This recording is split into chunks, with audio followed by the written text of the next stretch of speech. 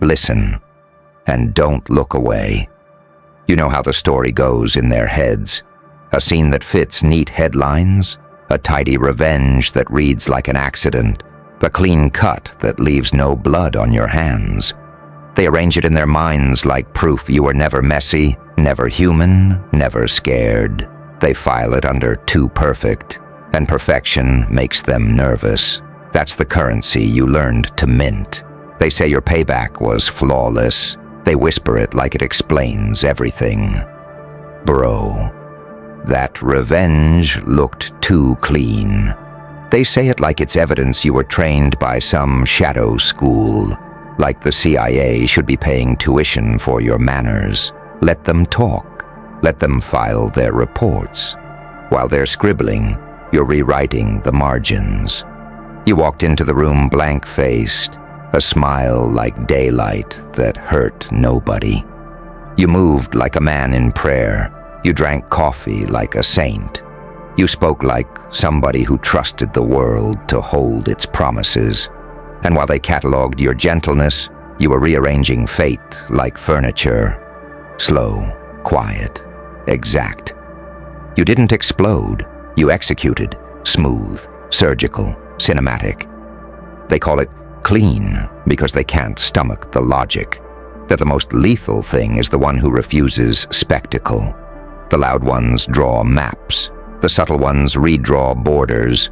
You chose the latter. Because spectacle is sloppy. It leaves witnesses. It leaves patterns. Your method didn't need fireworks. It needed sequence, timing, and the patience of someone who had nothing left to prove and everything to finish. Think about what that looks like from their side. Analysts leaning over grainy footage. Analysts pausing at your smile, replaying the angle of your footstep, the exact length of your silence.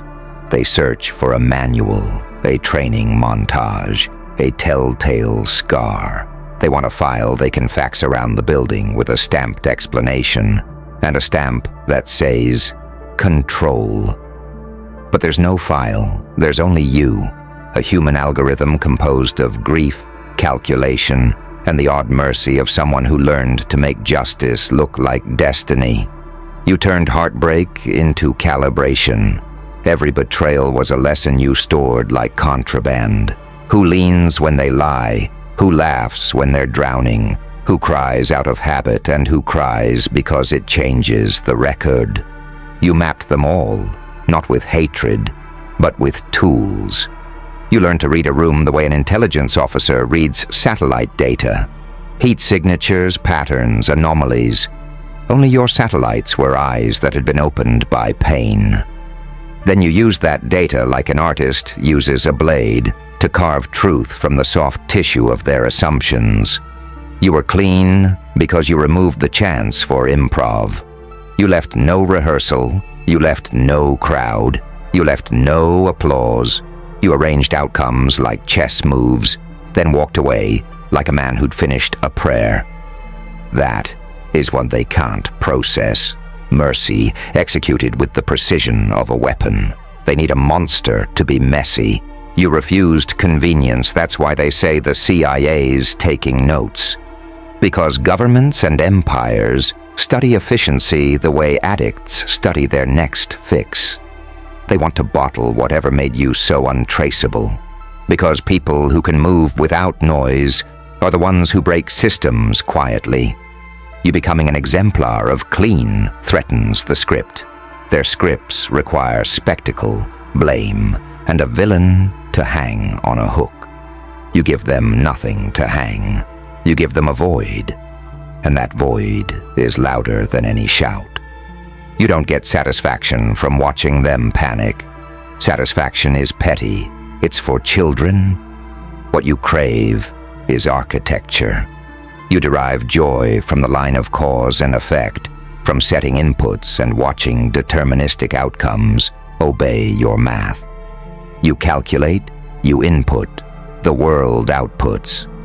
And in the space between, you learn. That is your high. The understanding that systems bend when pressed in the right spot. That's the kind of drug that leaves no residue. And you moved like that. Every subtlety was intentional. A glance that invited confession, a joke that tested loyalty, an absence that revealed true character. They misread your absences as apathy. Really, you were collecting the raw data of human nature. You let them strip themselves of armor in front of you because you were the one who'd read the manual of their instincts. You knew where they'd hide their knives, and you let them keep them, until the moment you decided to rearrange the room. Some call it cold. Fine. Call it evolutionary. When the world taught you to expect betrayal at every handshake, you adapted. You made gentleness into armor and patience into calculus. You had to become an optimist who trusted numbers more than promises. You had to make empathy into a lens, not a weakness. That lens let you see everything in high resolution. The liar's twitch, the saint's caveat, the lover's bargain. You didn't flinch. You logged. You archived. You synthesized. Then you acted. There's a myth that revenge needs heat, that it must be volcanic, red, and obvious. That's sentimental nonsense. Heat is emotional. Heat burns the fabric of the plan. You picked cold. Cold keeps edges. Cold keeps intent. Intact. Cold is the patience of a surgeon in a room full of people who think they own the music. You cut at night. You signed the invoice by sunrise. That's cleanliness. That's the kind of revenge that worries committees. But we must be honest. The clean looks like a miracle only until someone peels back the curtain and sees the ledger. Then they get scared, because the ledger shows foresight, and foresight terrifies an empire that sells the illusion of randomness. You made outcomes predictable by engineering them. They fear you, because predictability under your control means you can iterate outcomes indefinitely. You are not a single storm. You are an algorithm that spawns storms on command. So let them whisper about classified operations. Let them draft memos about strange precision. Those memos are just their attempt to explain you with tools they already understand. But you are not explainable with old tools. You are a new variable in their equations, and variables make institutions uncomfortable. They want you to be messy because messy is manageable. Messy can be captured on tape, put in a cell, reduced to motive. You refused that reduction. You remained an event, not a file. Your methods were surgical because you learned to value outcomes over catharsis. You realized early that spectacle feeds the beast and starves the mind. You learned to be the calm that rewires a room, the movement so slight it becomes myth later. Streets that shift, alliances that dissolve, reputations that evaporate. And no one can quite point to the hand that nudged the domino. That's artistry, that's power. And that's the fear you cultivate. Because once people understand they can be moved without a visible mover, paranoia becomes a new religion. This is not about loving darkness or pretending to be something you're not. It's about rejecting narrative traps and embracing function. You are not a hero. You are not a villain. You are an outcome generator. You turn pain into protocol. You turn betrayal into firmware, uploaded into your mind until it runs as default. You are precise because imprecision cost you everything once. Losing taught you that sloppiness will kill you. So you engineered imperviousness, and yes, they will brand you in newspapers and whisper in corridors. They'll try to immortalize your cleanliness like it's an artifact of training, not of survival. But you know the truth. Cleanliness isn't a trick you learned in a bunker. It's what happens when you stop letting your emotions print checks. They can't cash. It's what happens when every decision is a step in a long proof, and you refuse to be part of the drama unless you wrote the script. So keep your face like morning. Keep your laugh like a lullaby. Keep your hands clean. Let them call it inhuman precision. Let them whisper about black ops and secret classes. That discomfort is nourishment, because what they fear most is not that you can hurt them. It's that you can change the probabilities. And when probabilities shift, their control evaporates. You did not get here by accident. You got here by apprenticeship to pain, study under betrayal, and practice with silence. You became a lesson institutions read when they want to learn how a single person can collapse a structure without a bomb. They will talk about you like an anomaly, a case study titled Clean Execution, the Untraceable Strategy. Meanwhile, you will keep moving. That's the cruel kindness of it. They will file a name and they'll never own the method. Finally understand this. The clean revenge is not about the act. It's about the future it scrapes away. It's about removing the houses they built on lies and watching sunlight find new foundations. It's about planting a seed of inevitability so deep the old garden cannot return. You didn't do it to hurt. You did it to prune a reality that refused to bear fruit. You did it because you are allergic to rot. So walk quieter, smile softer. Let their headlines scream, "Too clean," until they memorize the phrase and learn to fear the silence it implies.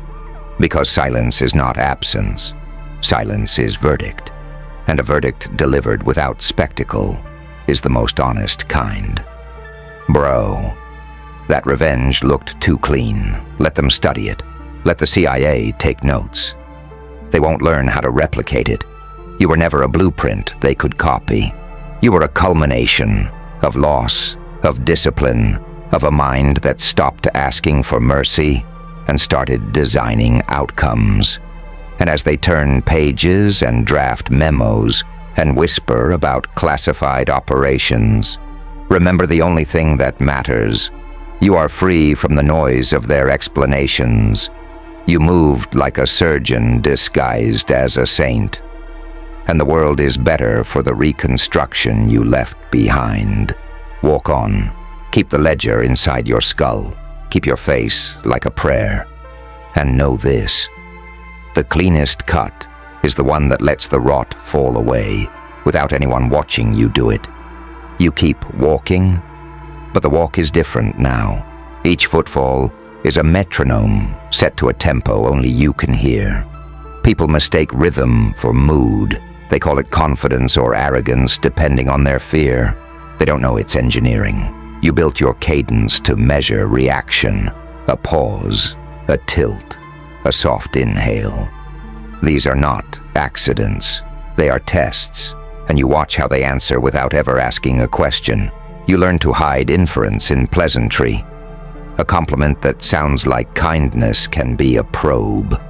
A handshake that feels like closeness can be a lock turned gently in a closed door. You let them lean into comfort because comfort shows structure.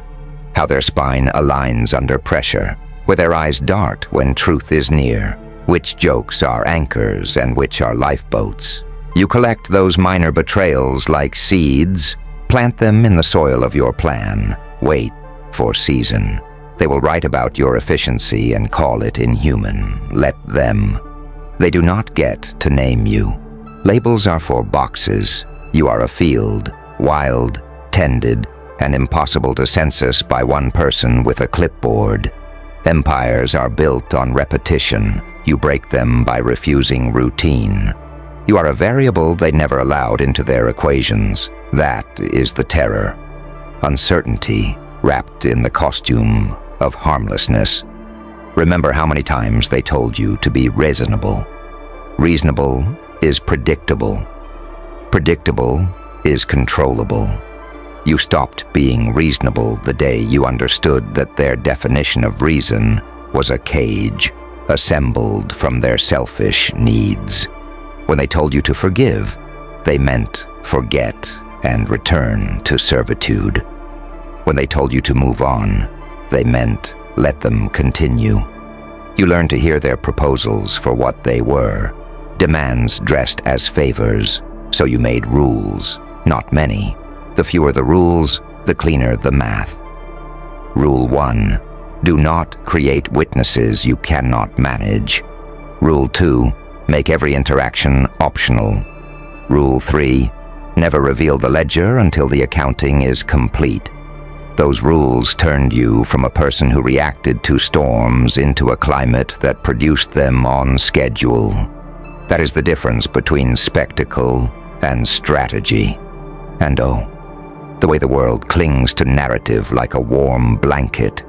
They insist on stories with villains in torn coats and heroes with shaky hands. Your existence is a narrative that frustrates them. There is no neat villain, no dramatic confession, just an inevitability that felt like mercy until it was the only thing left standing. You are the kind of story their editors cannot summarize in a breath because there is no single motive to sell on the front page. You are accumulation, not impulse. People ask whether you feel guilt. That's a curious question for someone who learned early that guilt is for caretakers of illusions. You still feel things, sharp, quiet, precise. You feel them like instruments on a table, examined, tuned, either kept or discarded. Feeling is not abandoned, feeling is repurposed. You have a ledger of sensations, what warmed you, what froze you, what taught you geometry and human relations. You consult it like a map, not a confession. When they study you, they examine technique. They search for training, for mentors, for dark rooms where someone taught you to be surgical. But your teacher was loss. Your mentor was abandonment. Your academy was the slow curriculum of everyday cruelty. Those are harder to credential. No one can subpoena grief. No one can charge a past with neat taxonomy. The education you received was invisible to their institutions because it was paid for in nights you survived alone. And yes, your methods are moral gray. Good. Morality is context. Context is survival. You will never be a guardian of narrative morality again, because narratives always protect those who tell them. You learned to protect outcomes. Outcomes keep people alive and futures intact. If that sounds cold, understand this. Warmth without a structure to hold it is fire without containment. Fire burns indiscriminately. You are containment now. You will be tempted to show mercy unexpectedly. Do it carefully. Random mercy becomes pattern. Pattern becomes expectation. Expectation becomes vulnerability.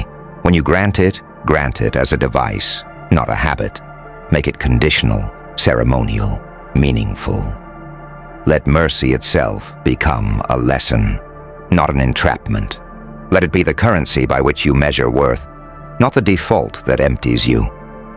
The world will attempt to reclaim you. They will send offers wrapped in corporate smiles and invitations with thin wrists. They will try to baptize your methods as innovation so they can own them, refuse their offers with the same calm with which you refused their apologies. Ownership is the thing they understand best. Do not let your methods be reduced to a product they can license and simulate. You are not a template. You are an event horizon. You must also remember restraint. Precision without restraint is cruelty masquerading as art. Your aim is not to become a tyrant who delights in dismantling. Your aim is to clear rot while preserving what can be revived. You are not a destructor for pleasure. You are a surgeon who removes malignant tissue so new growth can happen. Keep that line clear in your mind. Otherwise, you become the very thing you once fought against. People will try to vilify you by projecting their fear onto your silence. They will turn your strategy into spectacle in their retellings, distort motives, to make them monstrous. Let them. Their stories will be loud and petty and wrong. The truth, the quiet, precise truth, will sustain you. Facts outlast gossip, and your ledger is a ledger of fact. When loneliness tightens its grip, remember why you learned this trade. It was never for theater, it was for peace. Peace that lasts is not applause, it is absence of threat. The truest freedom you can engineer is the kind that makes nightfall restful, because you know the structure holds. Build that for yourself. Make it impenetrable not as punishment for others, but as sanctuary for the life you choose to keep. Now breathe. Let the air be a check against your pulse. Let the calibration of your body match the calibration of your intent. You are not a thing to be dissected. You are an architecture in motion. People will keep parsing you, benchmarking you, trying to suffocate the novelty you are. Allow them to try. Let the memos pile up on their desks. Let the analysts mutter, "Too clean," like a curse. That curse is a compliment in disguise. The world fears the efficiently untraceable. Finally, understand the last, simplest truth. The clean strike leaves space. It does not aim to annihilate for the sake of annihilation. It clears so something else may grow. Your precision is a form of stewardship. You remove the rot so the orchard can flourish again, perhaps for people who never knew what was broken. That is your legacy, if you accept it. Not a string of conquests, but a trail of repaired possibility carved in silence. So continue to walk, to smile, to breathe, all the while keeping the ledger close. Let them study the margins until their pens dull. You were forged by what failed you, and now you forge in return. Scenes of clarity, lines of consequence, architectures of survival. They will whisper, they will note, they will try to learn. They will fail. You will not. Bro. That revenge looked too clean. Let them write memos. Let them copy the gestures and miss the meaning. You are not for replication. You are the derivative of a life that refused to be small. Keep the face of a saint. Move with the mind of a strategist. And know this: the quietest exits open the widest possibilities.